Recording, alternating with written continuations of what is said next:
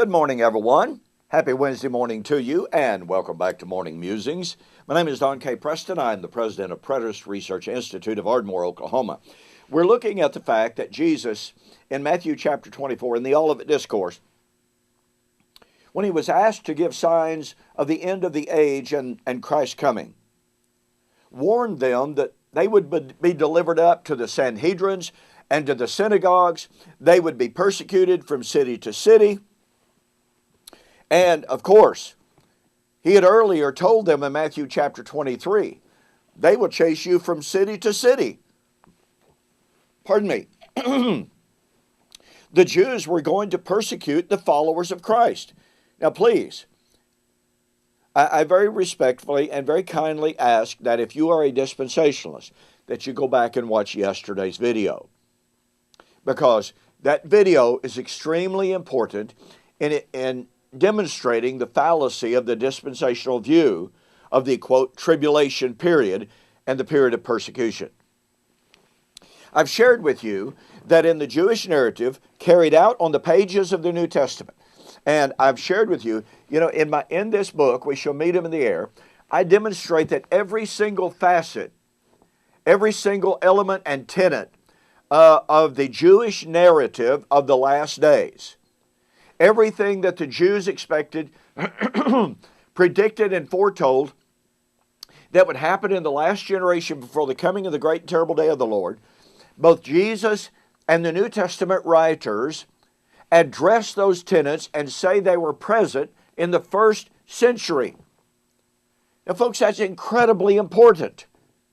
So please avail yourself of a copy of this book and to see how the Jewish timeline and the Jewish narrative is picked up by Jesus and the apostles, interpreted and applied, not to Israel in a far distant last days, but in their generation.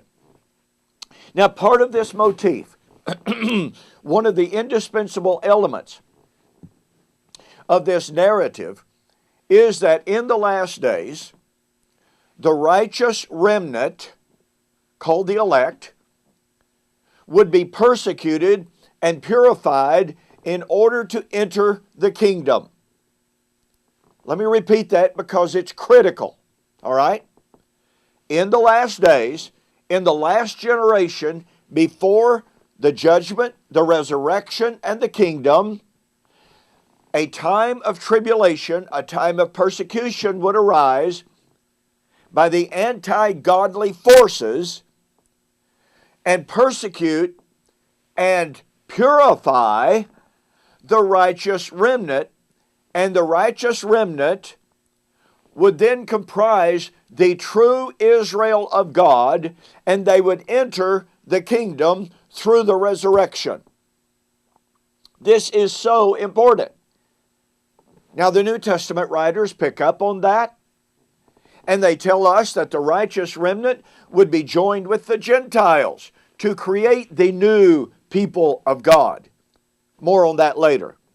But I want you to notice that in Acts chapter 14, in what some consider is almost a subtle reference to this narrative, but nonetheless very important. Craig Keener, for instance, in his massive tome, in his 4-volume set on Acts, each volume about that thick, great stuff in there. Nonetheless, he points out on Acts 14:22 that Paul, from a very early time in his life, would have been taught this Jewish narrative of the end time tribulation, this end time persecution of the saints. And let's not forget, Paul considered himself to be a member of the righteous remnant, the elect. Romans chapter 11, verses 1 to 7, 1 to 3 actually. Now watch this. After being stoned at Lystra and left for dead, Paul and Barnabas go to Derbe. Acts chapter 14:21. When they had preached the gospel to that city and made many disciples, they returned to Lystra, Iconium, and Antioch. Now, it took a lot of courage to go back to Lystra. But in the ancient philosophy of things, courage was an absolute essential element of any philosophical perspective. You had to have courage to be a, quote, philosopher or a teacher. And here Paul is manifesting the ultimate courage to go back to the city that had just stoned him, attempting to kill him. Okay, verse 22, strengthening the souls of the disciples, exhorting them to continue in the faith, and saying, we must, through many tribulations, watch this, enter the kingdom of God. Do you catch that? Now, it's very interesting and it's significant that in the Greek, the word that is translated as must is from the Greek word dei. We would spell that D-E-I. And in the lexicons, it essentially means, especially when used in any kind of an eschatological context, when it's speaking about God and man's responsibility toward God, it is a divine necessity. In other words, it's something that God appointed. But do you catch what Paul said? He goes back through the churches that he had established, churches where persecution was already breaking out, and he said, he warned them, he encouraged them to have the courage, because we must, through much tribulation, enter the kingdom. Now that word tribulation there is the Greek word thalipsis. It's the word of Matthew chapter 24 and verse 9, in which Jesus said, they will deliver you up to tribulation. What Jesus predicted is coming to pass in the ministry of Paul. Now remember, in Matthew and Mark, it is Jewish persecution of the righteous followers of Jesus. It is not the Romans or a Roman Antichrist or a Roman Catholic Antichrist. No, it's Jewish persecution of the righteous followers of Jesus Christ. That cannot be overemphasized.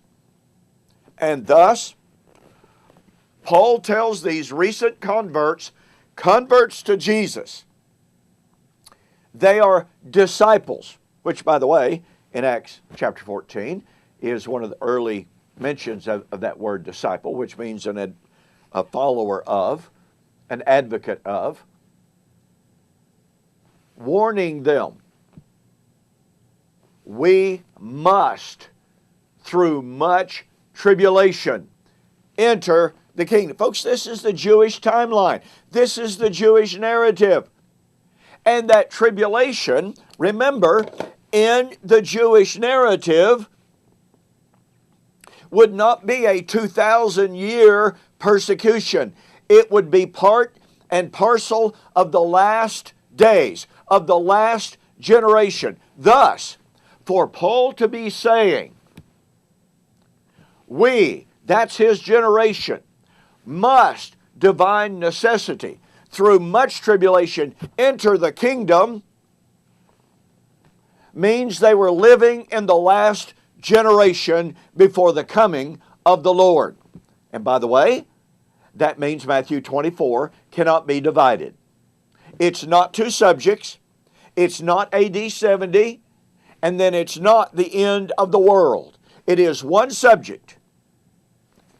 And it revolves around, in this specific subject matter, we must, through much tribulation, enter the kingdom. But you see, this is not all Paul had to say about this issue of suffering and entering the kingdom. And we'll pick up on that tomorrow on the flip side. I'll see you there.